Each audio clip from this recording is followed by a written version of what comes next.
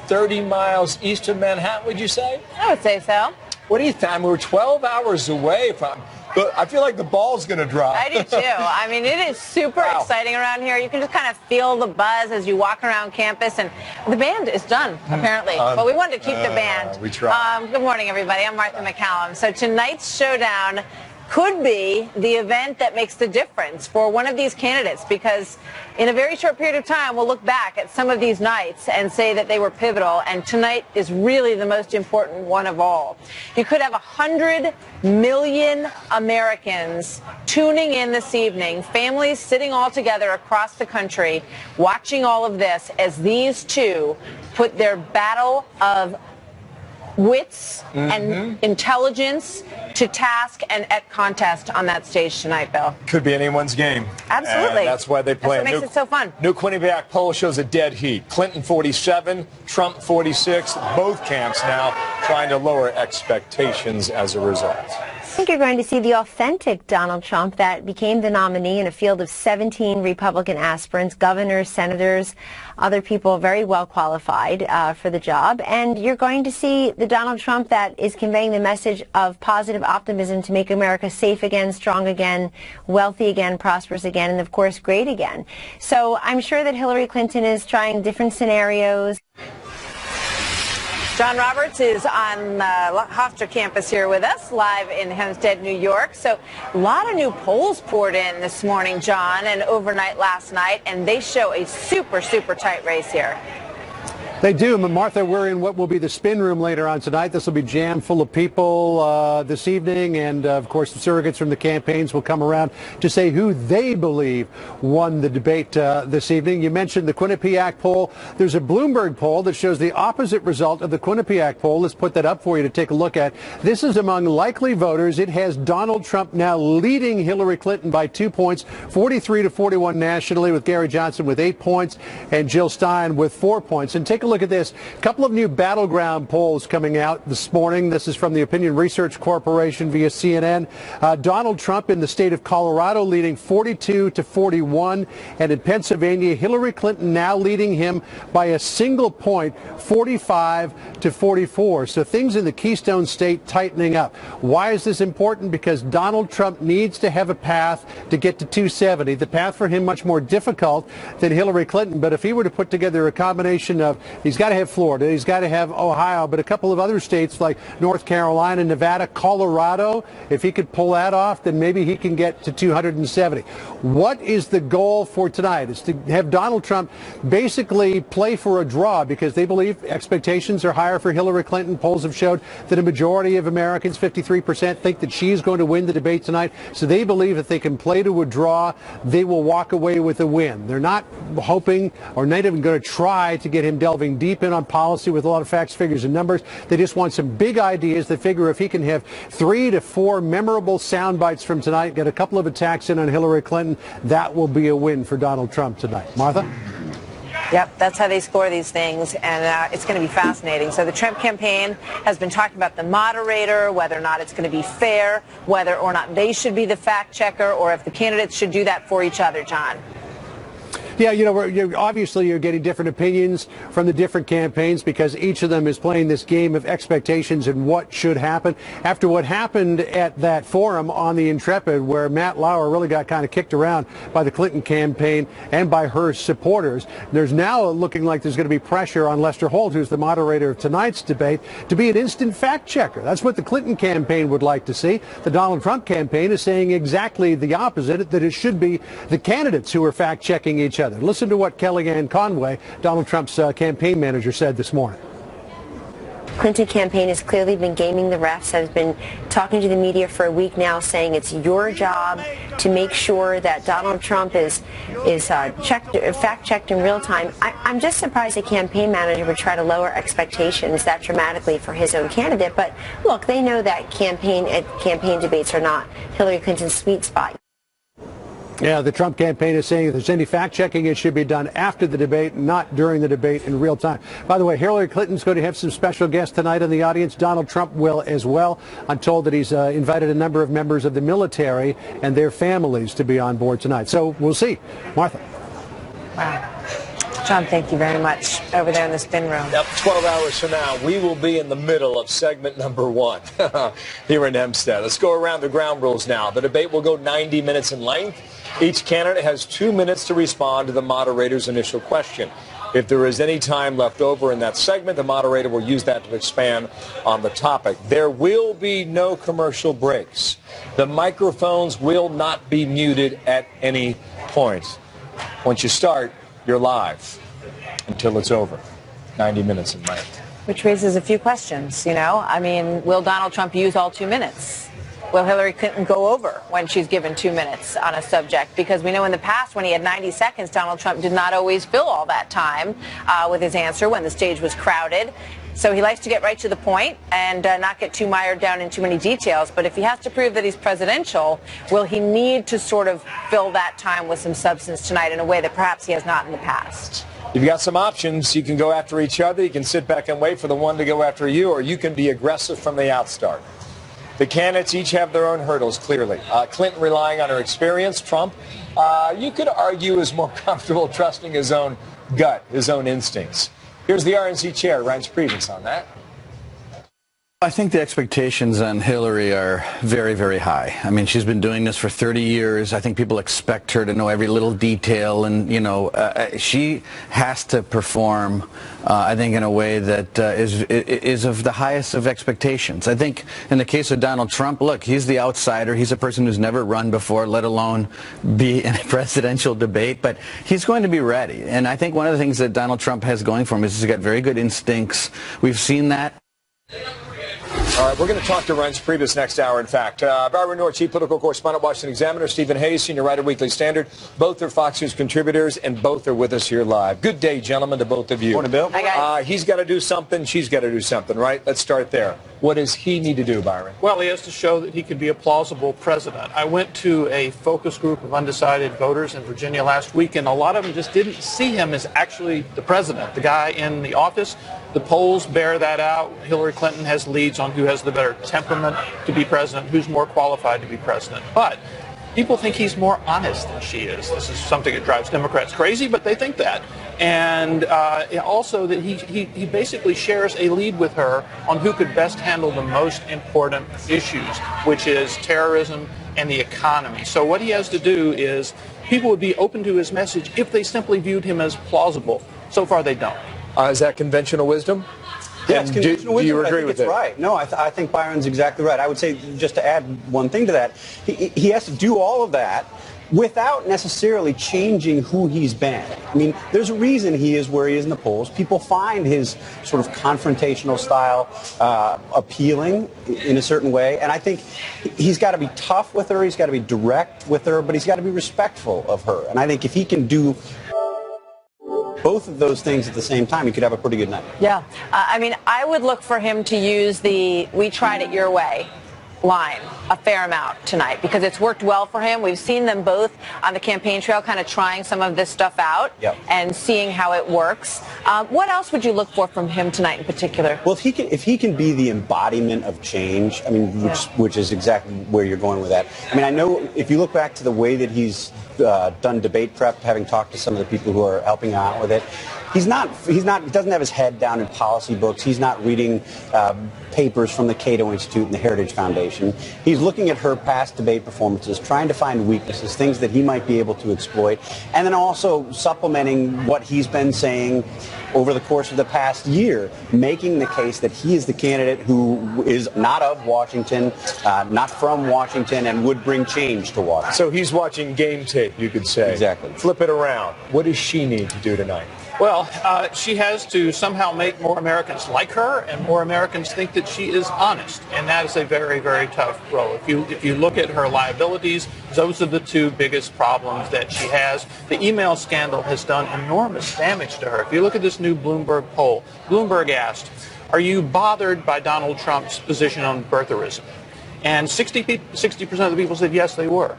Are you bothered by Hillary Clinton's email scandal? 81% of people said they were bothered by that. That has been a real liability for her, and it The problem is she can be more likable, she can be warm, she can be personable, but she cannot change that honesty number in one single night. I mean, she needs to have also a sort of human moment, I think, because he has connected with people, love him or hate him. I mean, that's something that he has accomplished. And I look for her tonight perhaps to bring up the bully story, which she has told a lot. When she was a little girl, there was a bully down the street who was giving her a hard time. She didn't want to confront him. She went home to her mother. She said, you better go back there and look him square in the eye and tell him what you think. That could be potentially one of her.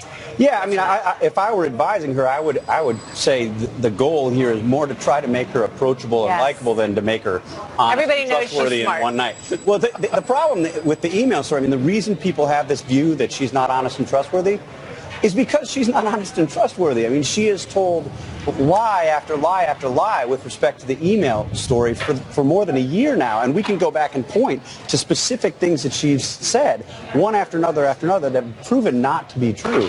I do think the one area where she has something of an opening is to try to create a sense of what her campaign is about. I mean, what's the identity of her campaign? What is it that she really believes in? What is it that she would do as President of the United States?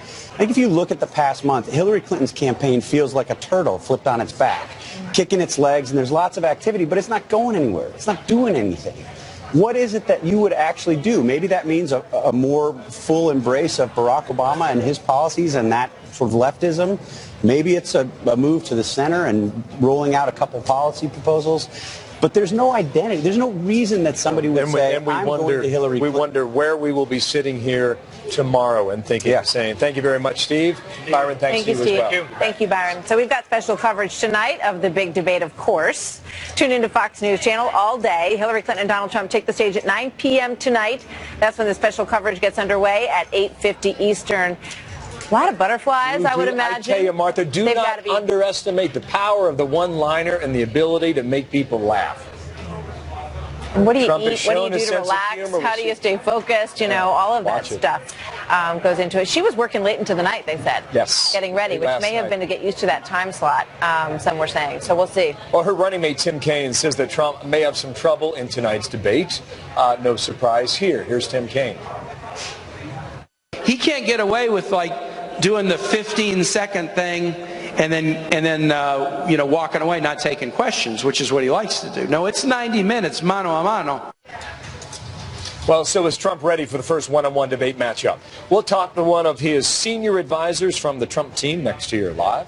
And there's another debate in the works ahead of tonight's main event. Should the moderator, Lester Holt, be in charge of fact-checking? Is that his job, or is it the candidate's job to go after each other when they don't speak truthfully? Also today, a few big-name newspapers declaring Trump unfit for the White House. We'll tell you what they're saying, and we'll ask whether or not that's fair and balanced next. I'm not running to be president of the world. I'm running to be president of the United States and turn things around. I am for America, and for America first always. America first.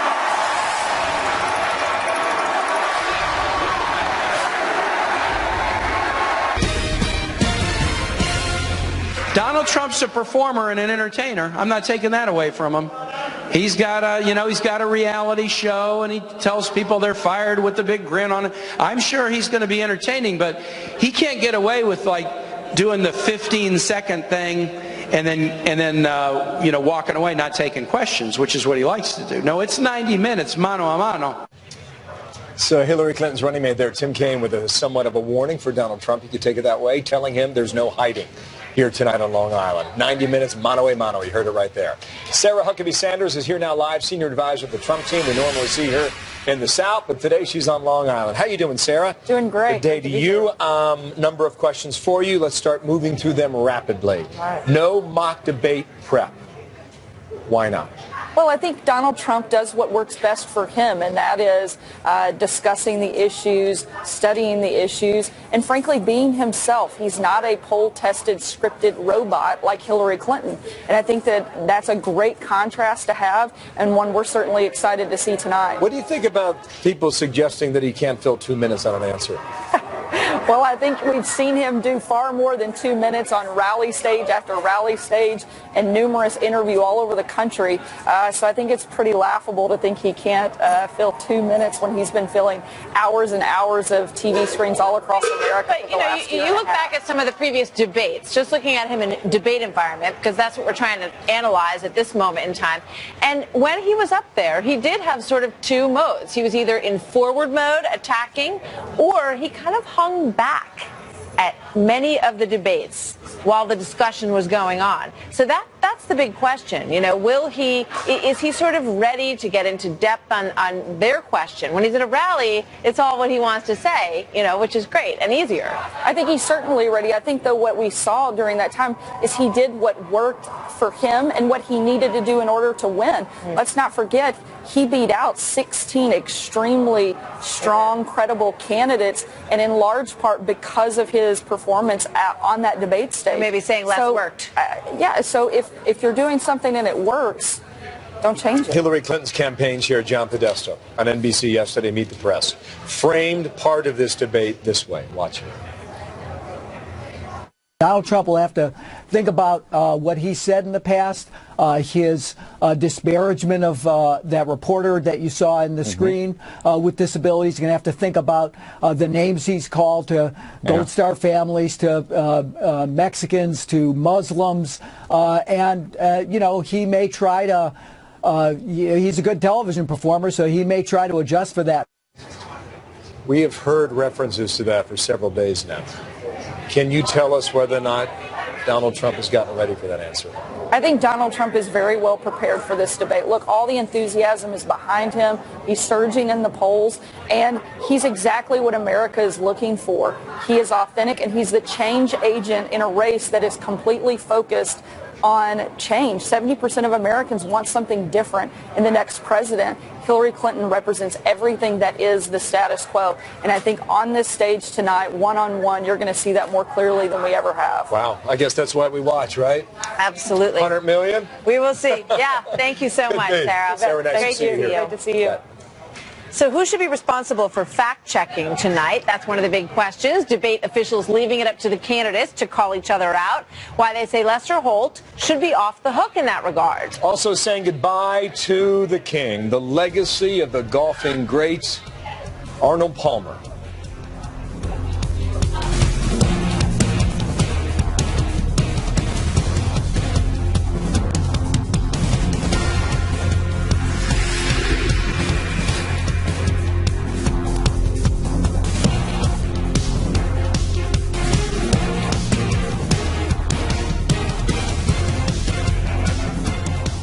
There's the drum roll, and the first presidential debate is now just hours away. Some are calling for the moderators throughout the course of these debates to check the accuracy of what the candidates are saying on stage. Is that their job? Is that their responsibility? Debate moderators typically choose not to play the role of fact checker, but they should stay silent if a candidate says something that is not true. That is hard for any reporter or journalist. Watch this.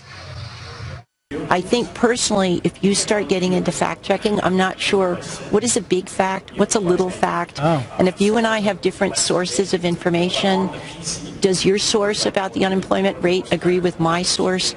I don't think it's a good idea to get the moderator into essentially serving as the Encyclopedia Britannica. Let's bring in Howard Kurtz, Fox News media analyst and host of Media Buzz. What do you think, Howard? There's an NBA level of working the refs going on right now with the Hillary Clinton campaign arguing that Lester Holt and the other moderators must act as a check because Donald Trump spews all these lies constantly. And you know who else is pushing this? It's the press. Yesterday, Martha, New York Times, LA Times, Washington Post, Politico, all had pieces about a week of Trump lies and half-truths and exaggerations. Yeah. If nobody in America is tuning in to see Lester Holt debate Donald Trump or Hillary Clinton. What? You know, the Trump team could turn that around and say, let's fact check her. I mean, they're the ones who've been driving the story for the last 2 days. Absolutely.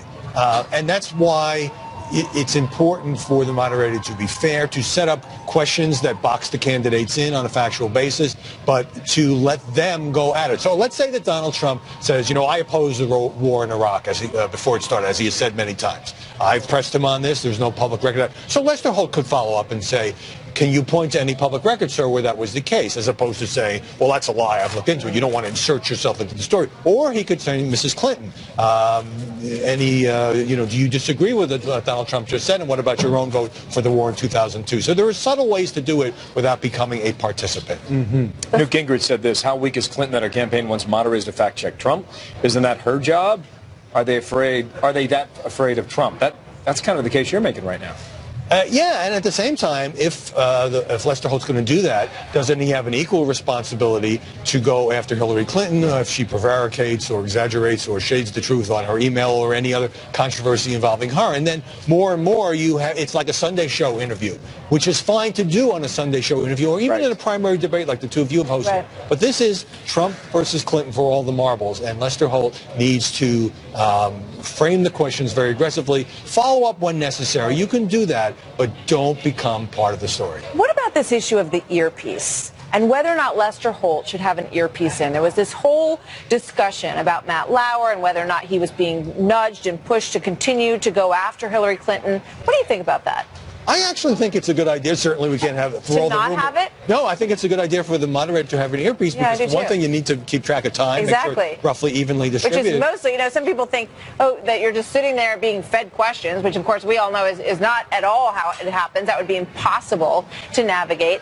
But, just to sort of know that you're almost up against a commercial break, I think it would feel strange to be out there without any connection to your control room because it's a live event. She and I have a different mind of this because I think Lester Holt can just watch the clock and look at the distribution. Now, if there's a case where one candidate is getting more time than the other, then perhaps the producers, in this case the debate commission, should let him know and notify him that it's been unbalanced. I will make a prediction, no matter how good a job Lester Holt does, if he's perfectly even, presses both candidates, tries to pin them down on the facts, he will have the stuffing kicked out of him by partisans on both sides because this is the hyper-polarized age we now live in. Every moderator in the debate can expect that. I think that is possible. I'll take the other side of that tomorrow morning and say that people believe it was even and fair and Holt stay out of the way. As journalists, you and I might agree on that, but there are an awful lot of people there who have access to the Twitter and people who are partisans of both candidates who will be looking to say, why didn't he ask that question? Why didn't he follow up here? There's no perfect. But I don't see Lester Holt doing a Candy Crowley. No. Sort of stepping in to try to rescue is the way it was seen in that moment, that she tried to sort of say, oh, no, that's not what the president said. Moderators learned their lesson from that incident. I think so, too. No question about it. Yep. Howie, thanks. Talk to you tomorrow, okay? Big night for you. Yeah, the Clinton camp also saying that fact-checking Trump is too daunting for one person to manage all of that. Watch. We're saying this is a special circumstance, a special debate, and Hillary should be given some time to actually talk about what she wants to do to make a difference in people's lives. She shouldn't have to spend the whole debate correcting the record. So that is part of the conversation we just had here. Now, is it possible for Lester Holt to create an entirely level playing field? Or will Hillary Clinton be held to a higher standard? That is part of the case that her team is making already. And there was a time this summer when it looked like we were going to go into this debate with Hillary Clinton having a big lead and maybe it was all over, as some people said in the summer. Not so today. You are looking at a dead heat in this race. So will tonight be the night that one of these candidates breaks away? Hillary Clinton is the voice for global special interests. I'm running to be the voice of the forgotten men and women of this country.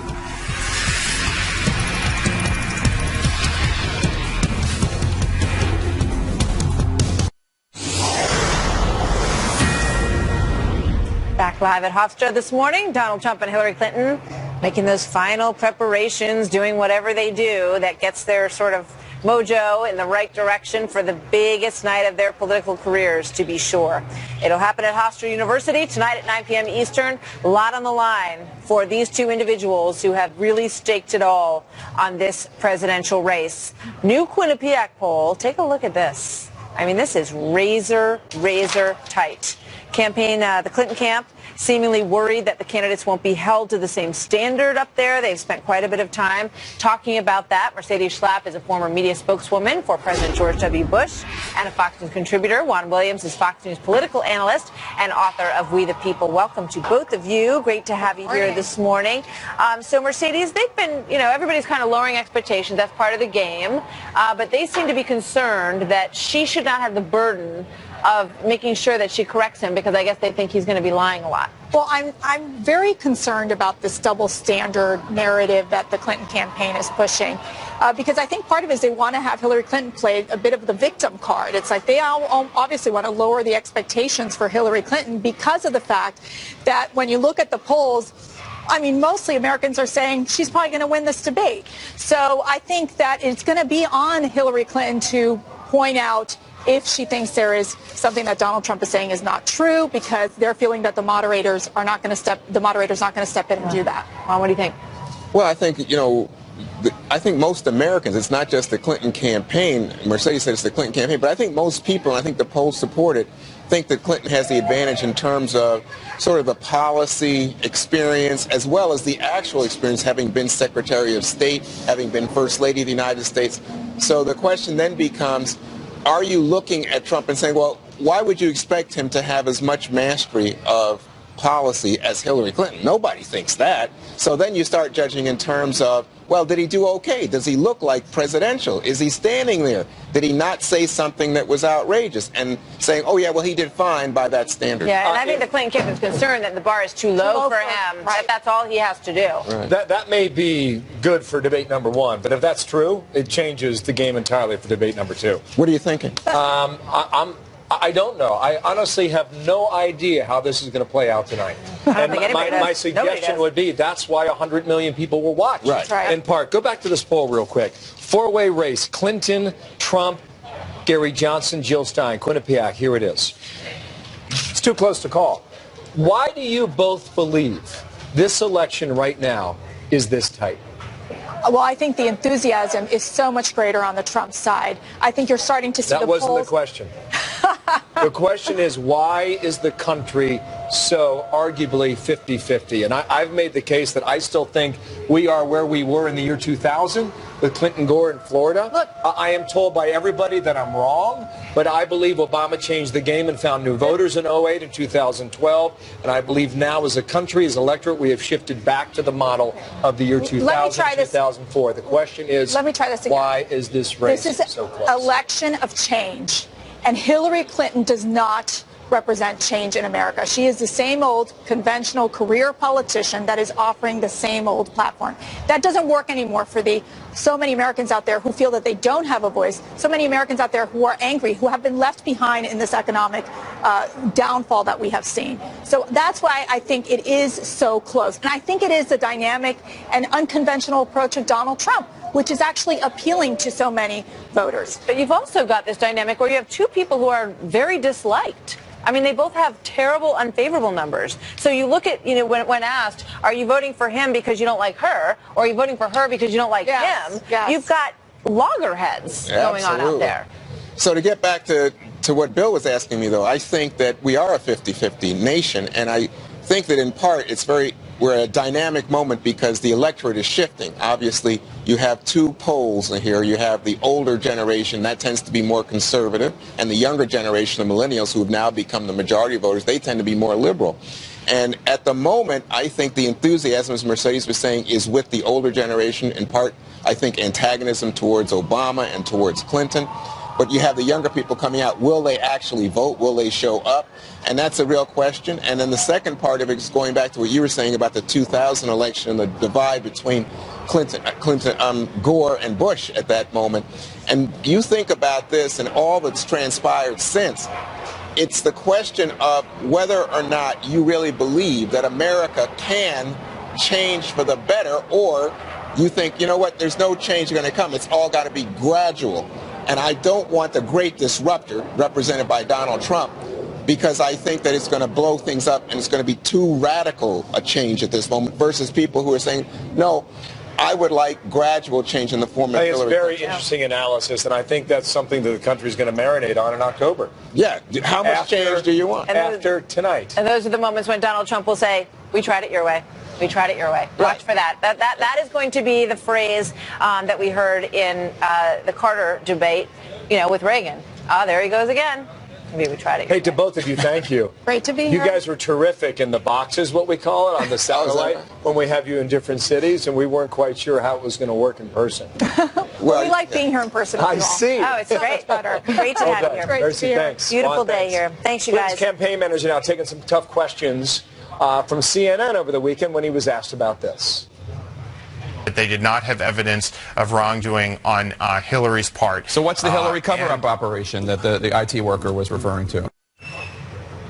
So Robbie Mook is her campaign manager, struggling a bit to answer that question, blaming the Clinton email controversy on Republicans. Well, will Clinton have a better answer tonight? We'll talk to the head of her super PAC about that and more. Plus, you remember this? Lion Ted. He's Lion Ted. What's your name? My name's Lion Ted Cruz. L-Y-I-N apostrophe Lion Ted.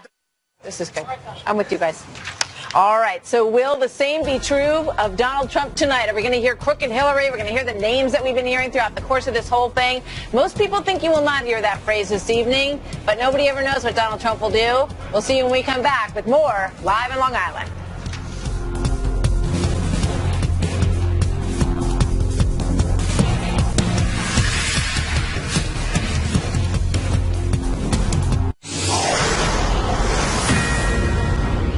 Another day and more violence. We are waiting for a news conference now from the police after a shooting took place at a shopping center in Houston, Texas this morning.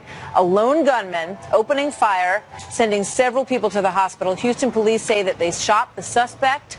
They believe that that threat is now contained. No word on how many people were hurt here or how badly. We're waiting for some more details to come in from the hospital and the surrounding officials on that story, but we will keep you posted as we get it. Certainly possible, too. A topic like that comes up tonight. The news of the day. Hillary Clinton gearing up for a long-awaited matchup with Donald Trump. Yesterday, her campaign manager, Robbie Mook, had arguably a bit of a problem answering some of her questions about the email and the server. Have a listen. This IT worker certainly sounded like he thought he was covering something up, no? FBI Director Comey came out and said to the world that there was no case here, that they did not have evidence of wrongdoing on Hillary's part. So what's the Hillary cover-up operation that the IT worker was referring to? But this is the perfect example of what's going on here. The Republicans in the House side are selectively leaking documents for the purpose of making Hillary look bad. All right, now Guy Cecil, co-chair, chief strategist, Priorities USA Action. That's a super PAC for Hillary Clinton, former political director of Clinton's campaign in 2008, president of Every Citizen Counts. You do a lot, Guy. Thank you. Thank you for your time today. We're less than 12 hours before it goes down tonight. How do you think she handles the whole question about the email and the server when she perhaps tries to rehabilitate the image that she has cast on many who believe that they can't trust her? What's the best way to allay those concerns, do you think? I think you can look at the answers that she's given over the course of the past couple of months. Hillary has taken responsibility for the server. She says she would have chosen to have a state email account, and she's laid out the facts as she's seen them. And I think actually Robbie made the right point, which is that the FBI director, after reviewing everything that was available to him and to his agents, made the conclusion that there was not a case against Secretary Clinton. And I think you'll hear her talk about that tonight if she's asked. But this specifically in that interview with Jake Tapper on CNN on Sunday, it was thought that the Hillary cover-up operation, that was apparently one of the emails was labeled. Also, there was a problem handling a question about sanctuary cities and whether she supports them or not. Well, to be clear, it would seem, based on that interview, that there needs to be more clarification, Guy.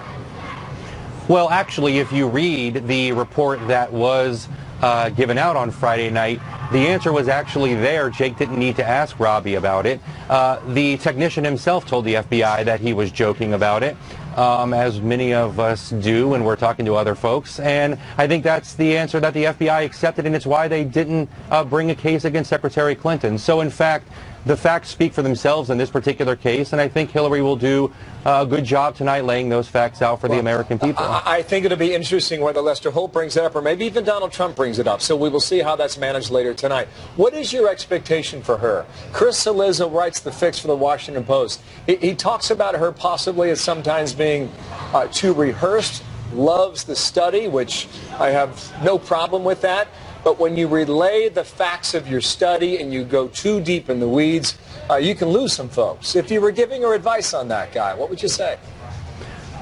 Well, there's no question that Hillary understands policy and has tried as best as possible in this, shall we say, unique political environment to be focused on her plans for the country. But I think the most important thing for her to do tonight is to make those policies real for the American people by talking about the people that she's met along the way, the people she served when she was in the United States Senate for the state of New York, to try to make them as personable and personal as she possibly can. And I think you'll see her do a lot of that tonight. There have been many stories written over the past week. Guy, I'm sure you've read them. Perhaps you were a source or two on some of them. I don't know, but maybe, maybe not. That she is getting ready for 2 different Donald Trumps or 3 or 4 different Donald Trumps. How do you manage that? Look, I think the biggest challenge is actually dealing with one particular Donald Trump, and that's a Donald Trump that has consistently lied to the American people. Every fact check that's been done suggests that in one case, Donald Trump lies every 3 minutes and 15 seconds that he speaks. In another case, 78% of the assertions that he has made have been deemed false or a lie or a pants on fire. And so I think her big challenge is deciding when to correct the record. Right. There was a study done by Politico. There was another study done by the LA Times, on the New York Times, several of them. And I think she's going to have to figure out when to correct the record and when to focus on her own agenda for the country. That's the balance that she's going to have to strike, regardless of what the moderator chooses to do. You looking forward to this guy? I'm looking forward to it being over so we can stop talking about what's going to happen. Well, then we talk about debate number 2. Come on now. Nice to have you on today. Thank you, guys. Thanks for having me. With the super PAC for Hillary Clinton. You bet. That day comes November 9th. No sooner, I think.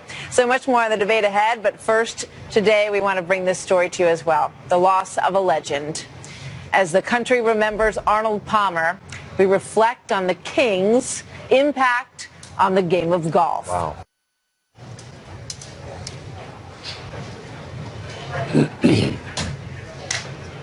So the Miami Marlins remembering pitcher Jose Fernandez today. He's a 2-time All-Star who died in a boating accident over the weekend. He and 2 others killed when their boat crashed on a rock jetty near Miami Beach around 3 o'clock in the morning Sunday. Investigators saying that speed was a factor. No one was wearing a life jacket. He was 24 years old. He escaped Cuba as a teenager at the age of 15. Had tried to escape 3 times previously. The Marlins drafted him in 2013, and that team and that town has been rocked by this. Jose Fernandez, gone too soon.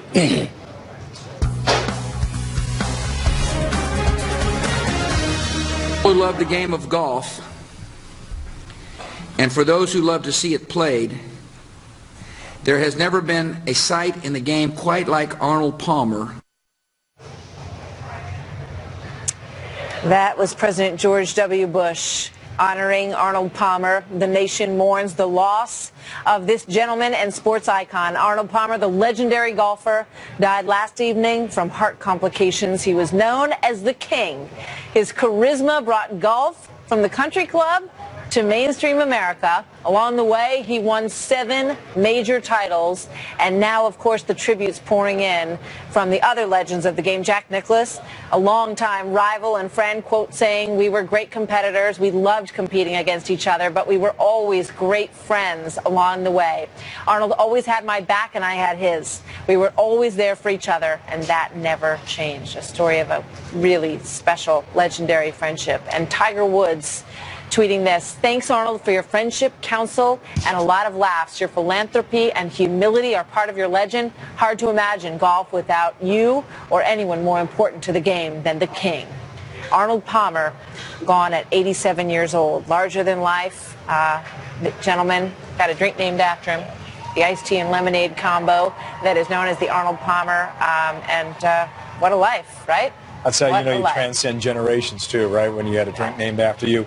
What he did, Martha, was that he was able to draw thousands and thousands of people to the sport who were not necessarily from a country club or exposed to the game prior. And Arnie's Army, they were there for his tournaments for a reason, because they loved to be near him. Yeah. And man, did they flood that fairway whenever he walked by. George Bush said, you know, when he walked, it was a high society game, but when you watched him walk up to the 18th hole, it looked more like high noon. And he brought that kind of looser mentality to the game, and he will be missed. Age 87 from Pittsburgh. Thank you, Arnie. Thanks. We're just getting rolling here at Hofstra University on Long Island, the first of 3 big showdowns, Trump and Clinton. Tonight is the first ever one-on-one debate for Donald Trump. Is he ready? RNC Chair was Reince Priebus, was with him over the weekend. He joins us live to talk about that. He will answer that question. Is Trump ready?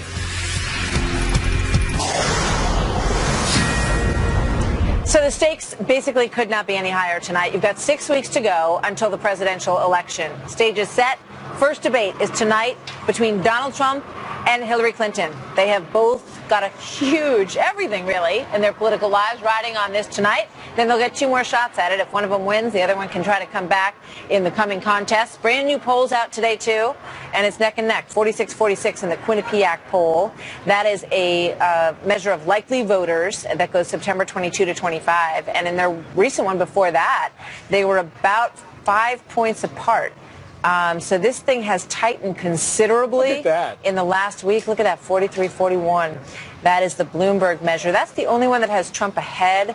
But most of these polls, I can point out, are within the margin of error.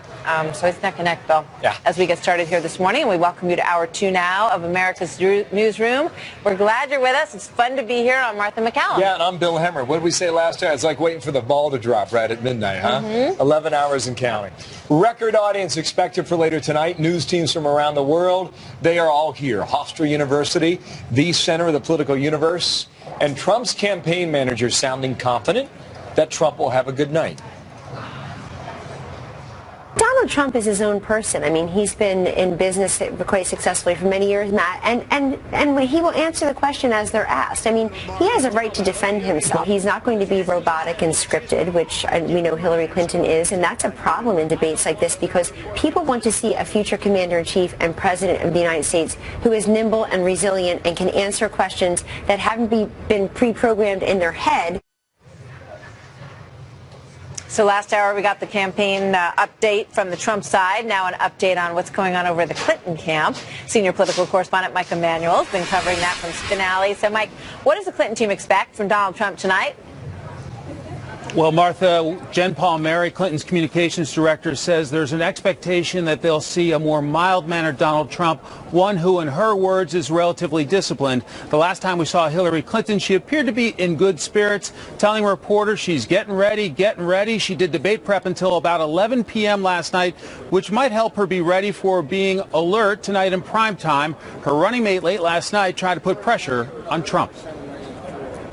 You're going to see him have to get into specifics, and Hillary too, right? Fair is fair. You got to hold him to an even standard. But we're going to see who can answer the specific questions. I mean, Donald Trump hasn't even answered a basic question that voters ask of every presidential candidate. Show us your tax returns. And we'll see if that's a preview of a line of attack for Hillary Clinton tonight, if she can get in an attack on Donald Trump and those tax returns. Martha?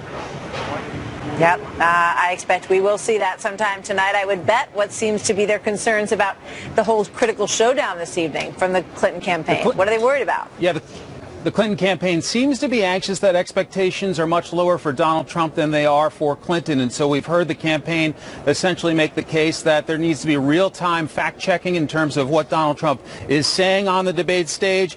And the fear is Trump has to do little to impress the media and voters.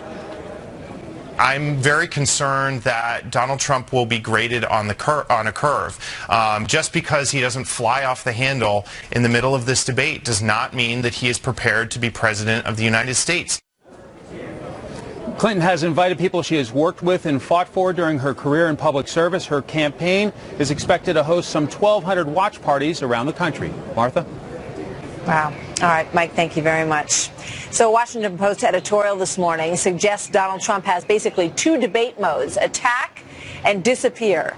But with two people on that stage and not the crowd that he was used to working with in the prior debates, fading into the background is going to be a little bit tricky tonight. So will Donald Trump be in attack mode this evening? Charlie Hurt, columnist for the Washington Times, and Guy Benson, political editor for townhall.com and a Fox News contributor. Good to have both of you here. And you're an interesting crew because you've been sort of down on the Trump train, shall we say. And Hillary. And Charlie has been pretty positive on it. So let's talk about Donald Trump here for a moment, because there's been so much discussion about which Donald Trump we're going to get. Guy, what do you expect from him tonight? What do you think he will do tonight? I think there will be some counterattacks from him because that's his MO. But Donald Trump proved a number of things during the primary, and one of them is that he is adaptable in these scenarios. I don't think the Clinton campaign really knows what he's going to do. That probably worries them. She's a very predictable person. She's well prepared. She's also a good debater. Let's not forget that. I think it's a mistake for either of these campaigns to underestimate the other. The problem is, how do you prepare for Donald Trump in a setting like this? I'm not sure you can, at least not reliably. Well, and these debates always kind of come down to, the enormous amount of preparation that the candidates put into it. But she comes off as kind of wonky and nerdy, and Donald Trump is not going to come off as wonky or nerdy.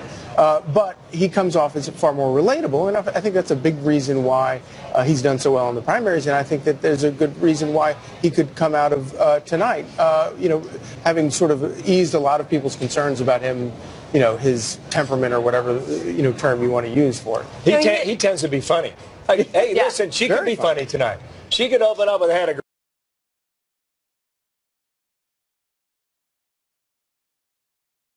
great time at your wedding.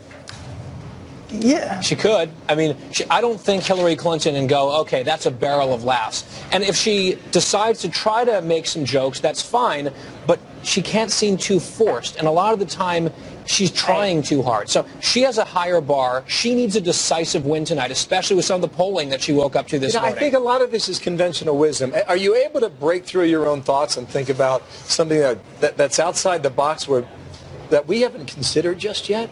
No, what's the wild card tonight? What's everybody talking about tomorrow? It's difficult to predict, I think. Well, going back to the nerd thing, if you go back, 30, 40 years, nobody, nerds can win debates, but nerds don't win elections. And the only example I can think of is in maybe 2008, where President Obama is a little bit more nerdy, a little bit more wonky on stage, and obviously he beats John McCain. But Hillary Clinton is not in any way Barack Obama. The other example that I think of is in 2000 with Al Gore and George Bush. The media declared Al Gore the winner after that. But of course, they weren't relating to what everybody in America was relating to. And if you have 100 million people watching this thing, that's a lot of umpires, referees out there. Very, very true. But, the potential pitfall for Donald Trump is the reason that everyone keeps asking if he's studying. It's that possible moment where something comes up and it's appalling that he doesn't know the answer. Okay, that's what they have to be worried about, right, Charlie? Yes, but potentially. Yeah, absolutely. But he's proven himself to be very deft at sort of not getting pinned down if he doesn't know specifics, and he does broad brush things, and he talks about broad brush policies that people relate to and they understand, and so he can sort of, they'll forgive a lot. As long as he comes off as being, as being relatable and having the big picture, being right about the big picture. And when that's happened, you think of the nuclear arsenal, you think about the Brexit moment when he was being interviewed and appeared to not know what that was when it was a big story. But in the past, it hasn't hurt him, Guy. Yeah, in the primary at least. So the brightest lights are tonight, maybe 100 million people watching. We've gone back to this over and over again. His biggest weaknesses in the polling is not qualified, doesn't have the temperament to be president. He could blow himself up by playing into one of those two stereotypes about him in a major way that's memorable, that gets played over and over again.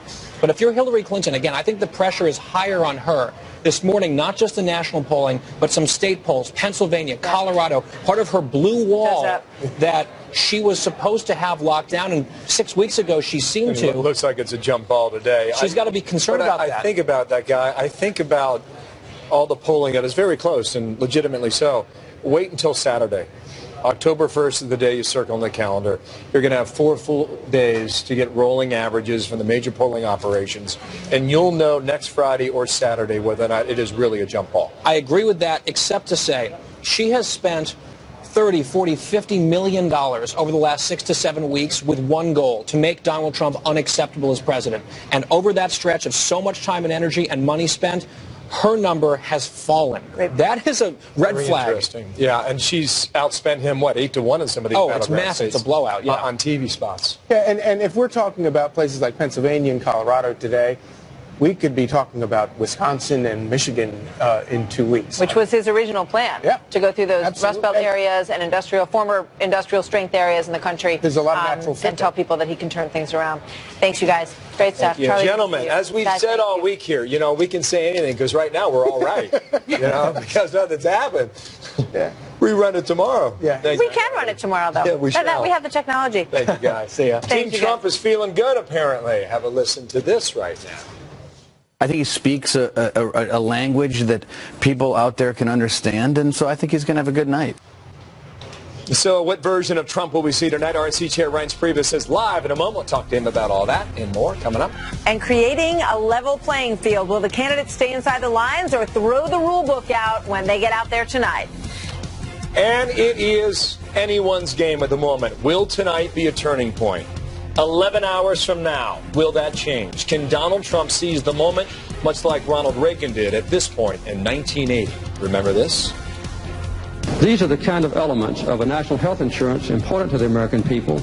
Governor Reagan, again, typically is against such a proposal. Governor, there you go again.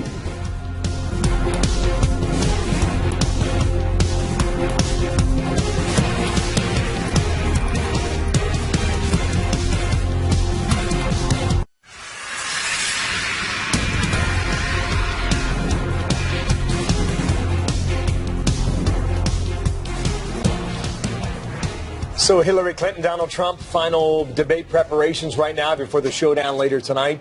You're within 11 hours before it happens. We expect both to do a walkthrough at some point today. Managing expectations as they go, Reince Priebus is with me now. He's the chair of the Republican National Committee from Trump Tower in Manhattan. Sir, thank you for coming back here. I understand you were one of the debate preppers for tonight's contest.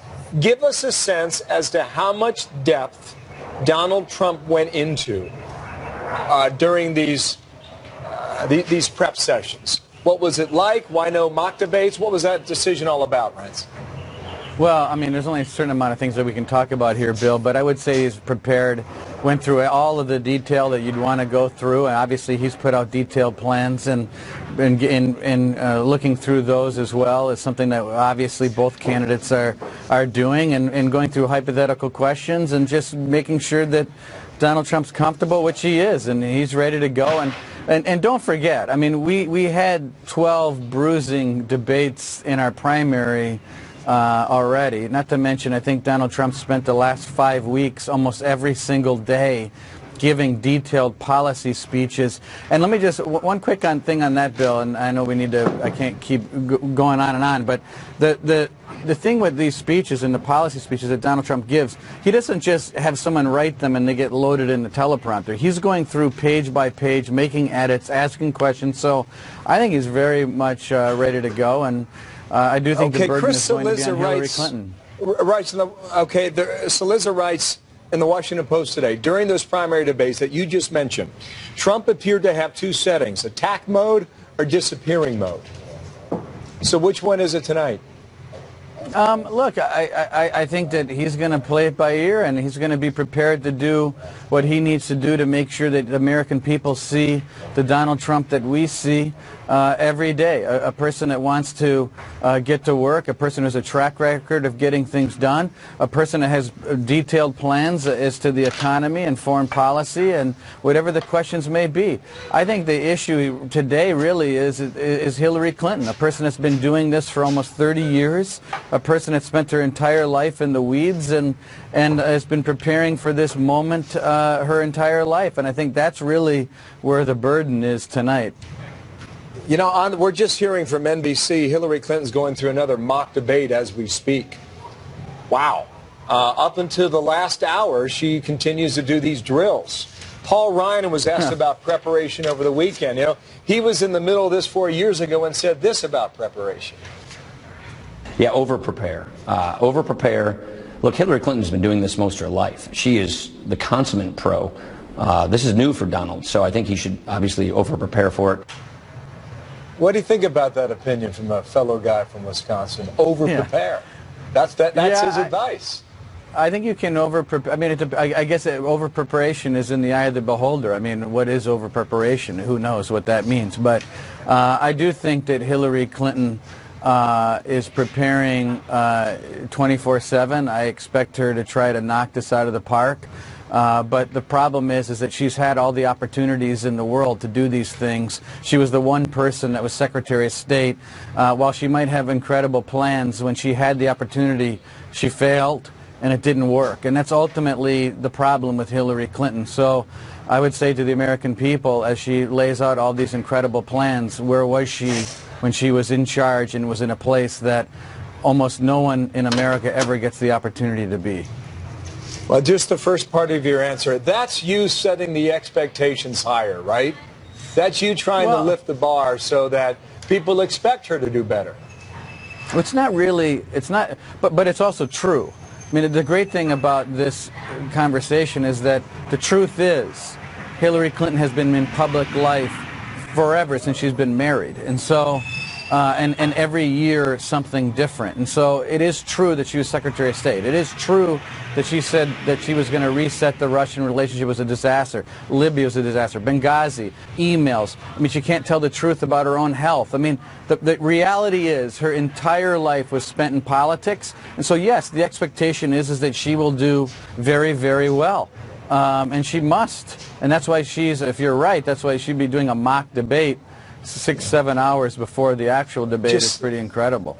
Last question. Has Trump prepared certain one-liners that he will use tonight? You know, I would say that Donald Trump has, you know, he's got an encyclopedia of one-liners already in his head. So, I mean, he is very good at playing things as they come, and I expect I expect he'll do a great job too. Thank you.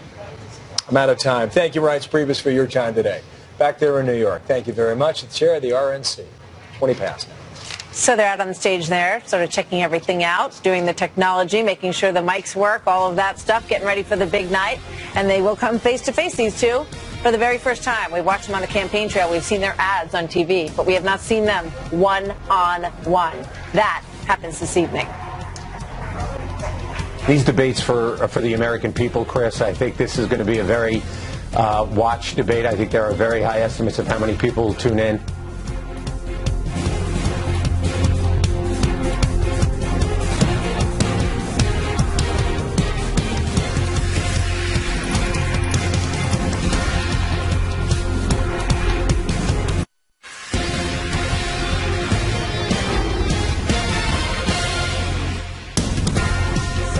First presidential debate. Lots of excitement here at Hempstead, New York, at Hofstra University.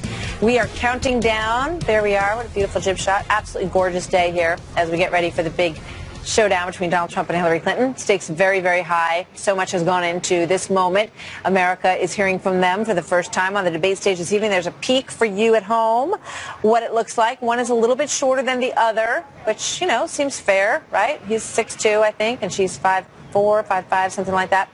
Debate's going to be 90 minutes long this evening. It will have each candidate giving them 2 minutes to respond to the initial question, and then the moderator will use any remaining time in the segment to expand on the topic and give them a chance to, interplay. No commercial breaks, 90 straight minutes. Microphones will not be muted at any time, we are told. So if somebody is, chortling or responding to what the other person is saying, that'll all be picked up by the mic as well. So those are the rules for tonight. Joining me now, Lanny Davis, former special counsel to President Bill Clinton. Lanny, good morning to you. Good to see you this morning. Good morning. So, a lot of talk, as there always is, and these rules, and questioning whether or not the Clinton camp is okay with those rules, standing there for 90 minutes, open mics the whole time. What do you think? I think I'm pretty confident the way things will go tonight. I think the rules are fine. Lester Holt will do his job, and I think he should be asking tough questions and follow-up questions. But what will happen tonight is Donald Trump will show up and try to be serious, and Hillary Clinton will discuss issues in detail. And the real question for viewers is, are they auditioning a president of the United States or a sophomore student body president or a celebrity reality show? And if it's the former, if we really are looking to Donald Trump and Hillary Clinton to discuss issues and to tell us how they're going to solve our problems and address our fears, then it'll be a successful debate on both sides. So the word is that she prepped late into the evening till about 11 o'clock last night, and that she's doing another run-through, another mock debate as we speak, raising the question, why so much practice? This is Hillary Clinton. 47 years ago in law school, she had the best notes and the best studier and the most conscientious person going to the New Haven Legal Services Clinic instead of being a student at Yale Law School, which was pretty challenging in her first year when I knew her. She is conscientious, and you will see her tonight talking about issues and solutions. And if the American people want a national leader as president who is concentrating on solutions and on dealing with our national security in a specific way, she will satisfy and win votes tonight. So, but Lanny, she's been doing that on the campaign trail. He's been doing it too, trying to talk in much more detailed issue terms. But this race got very, very tight. Why did that happen? Well, this is a 50-50 country. If it weren't Donald Trump we were talking about, we wouldn't have that question on the table. Barack Obama was dead even with Mitt Romney on Election Day, according to all the polls. He ended up winning by 4%, although the Electoral College margin seemed larger than just 4%. So we're back to a 50-50 country in an era where change is very important. So the election being close, I'm disappointed that people aren't seeing through Donald Trump that insulted his way to the nomination. But I also understand why people in this environment are on the fence, and tonight's debate and the next two will help them decide. You've got places like Colorado looking very tight. Pennsylvania, which Republicans haven't won in a very long time, is also now neck and neck. Charlie Hurt was just here a little while ago. He said, look, if those two states start to lean towards Trump, the next places you're going to want to look are Wisconsin and Michigan.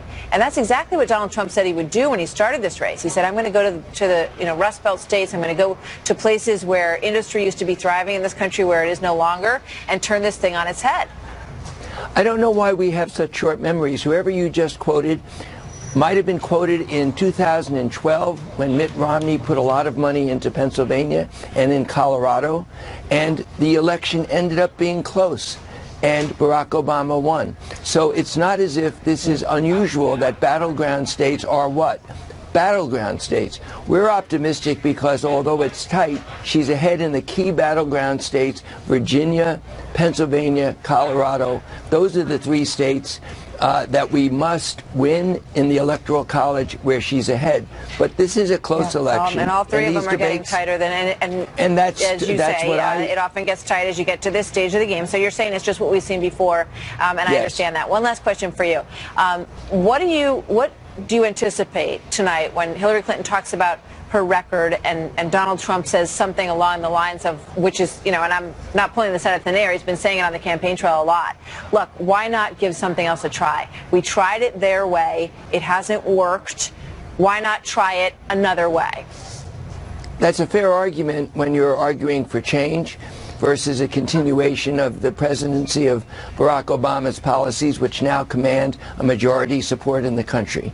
He's got a short end of that argument, but change is a very powerful argument. The real question is, does he meet the threshold on TV tonight of being qualified to have his finger on the nuclear button and to solve problems? So far, we have seen, at least I have seen in my biased partisanship, a man who is dangerous in insulting people, in attacking people for their national heritage, etc. If he comes across as avoiding specificity and sticking with slogans, I think the American people are not looking for a celebrity show or a student body president. They're looking for a president of the United States. He won't get away with ignoring details and specificity, and that will be the challenge for him, to stay sober, which I expect him to, and not go off crazy, which I don't expect him to. But he's got a lot of time, and he can't just use slogans. He's got to be specific, and that's where I think Hillary Clinton, with all due respect to Mr. Trump, I believe that Hillary Clinton has the advantage there. Well, they're both very smart, very accomplished. It's going to be quite a contest of intelligence up there tonight. Thank you very much, Lanny. Great to see you. Thank you, Martha. Thank you. There are three themes tonight: America's direction, prosperity, and security. So how will they answer those three categories? Answers live next here at Hofstra. Donald Trump and I don't believe that law enforcement in this country is a force for racism or division. Donald Trump and I know what the American people know, that law enforcement in this country is a force for good.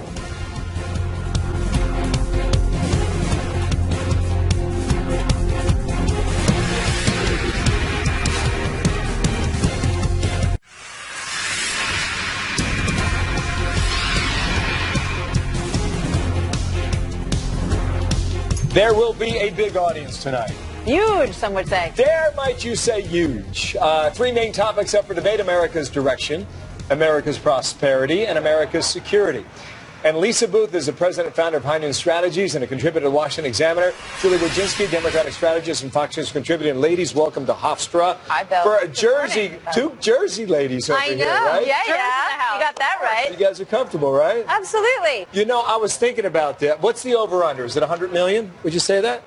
Like Super Bowl size. 100 million? I think it's over 100. Well, the only reason I say that is because we were talking yesterday. The record is 80 million in 1980. Yep.